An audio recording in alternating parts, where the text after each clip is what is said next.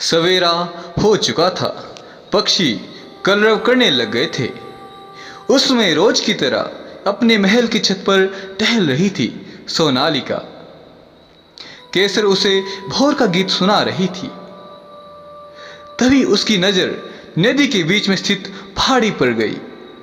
उसने देखा एक गोरा, सुंदर और बलिष्ठ नौजवान पहाड़ी से कूदकर नहा रहा था।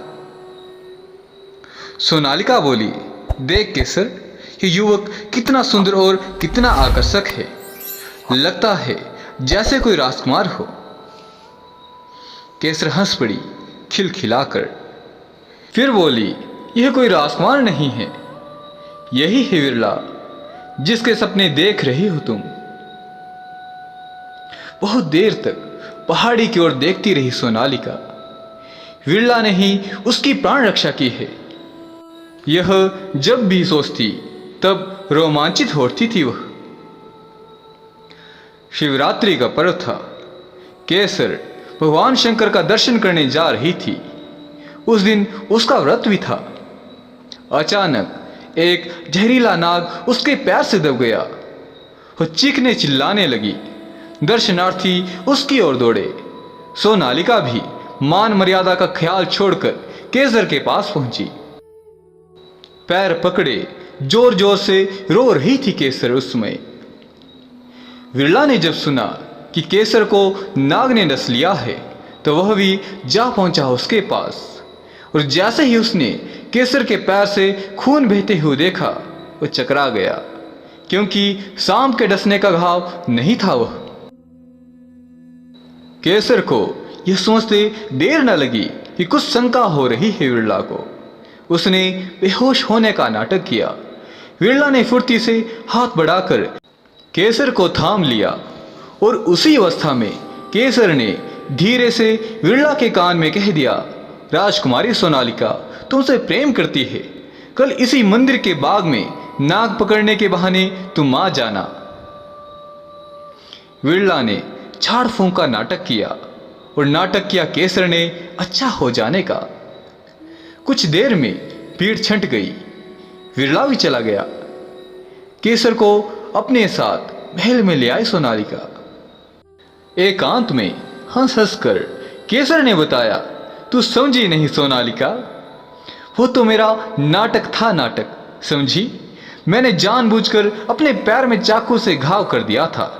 सोचा था जब खून निकलेगा तो नाक काटने का नाटक करूंगी, और जब नाक का विष उतारने विरला आएगा तब उसे बतला दूंगी कि राजकुमारी सोनालिका तुमसे प्रेम करती है। कल सांझ के समय मैंने विरला को नाग पकड़ने के बहाने मंदिर के बगीचे में बुलाया है। वह जरूर आएगा, तुम उससे मिल अवश्य लेना। मैं भी साथ में रहूंगी तुम्हारे। साथ ले जाती हुई सोनालिका ने कहा, कितनी चतुर और बुद्धिमान है तू रे, तुझे तो बहुत सीधी समझती थी मैं। दूसरे दिन सांझ के समय दोनों मंदिर के बाग में पहुंची। उसमें विरला मंत्रों के द्वारा सांपों का आवाहन कर रहा था।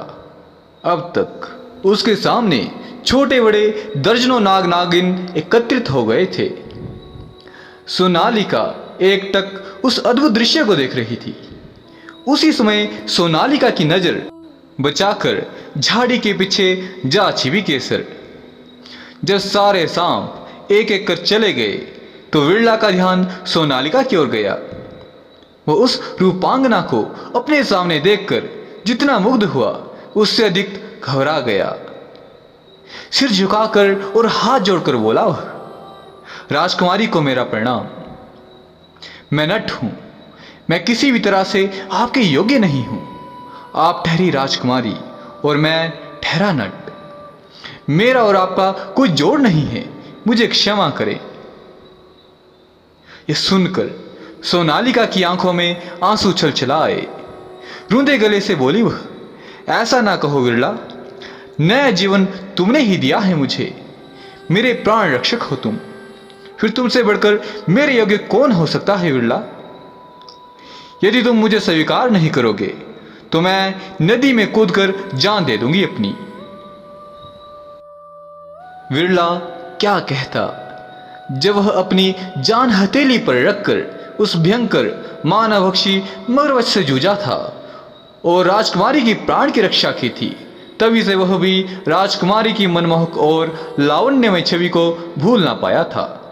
उसने भावविह्वल होकर राजकुमारी का हाथ अपने हाथ में लेकर माथे से लगाया और ओंठों से चूमा और फिर मुड़कर चला गया। उसे जाती देखती रही राजकुमारी सजल नेत्रों से। धीरे धीरे सहेलियों के माध्यम से मिलन होने लगा विरला और सोनालिका का। वेश बदलकर कभी कभी विरला सोनालिका के शयन कक्ष में भी जाने लगा। शयन कक्ष में दोनों प्रेमी आलिंगनबद्ध पड़े रहते पूर्ण रात्रि। होश दोनों को न रहता समय और स्थिति का। बात तो छिपने की थी नहीं, शीघ्र ही गुप्तचरों तक पहुंच गई दोनों प्रेमियों की प्रणय कथा। गुप्तचरों ने विरला को रंगे हाथ पकड़ने का प्रयास किया,